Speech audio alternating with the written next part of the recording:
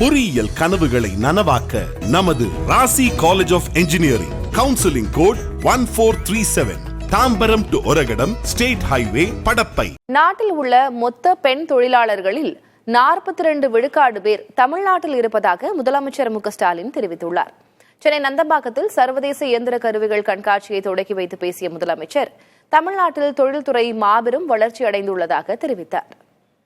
திராவிட model ஆட்சியில தொழில்துறை மாபெரும் வளர்ச்சி அடைஞ்சிருக்கு.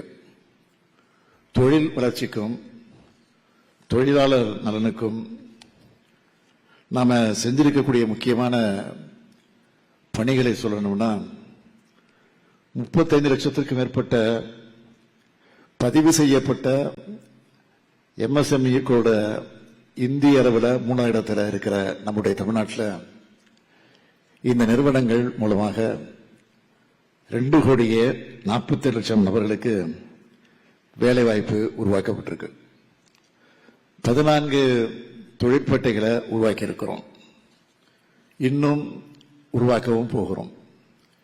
கிண்டியிலையும் அம்பத்தூர்லையும் அடுக்குமாடி தொழிற்கூடங்கள் வளாகங்கள், சேலத்தில் வெள்ளிக்கொலுசு உற்பத்தி வளாகம், கோவையில் பணியாளர்கள் தங்கக்கூடிய விடுதி, திருமுடிவாக்கம் தொழிற்பேட்டையில் தொழிலாளர்கள் தங்குவதற்கான வசதி, அதற்குரிய விடுதி அமைக்கப்பட்டிருக்கு.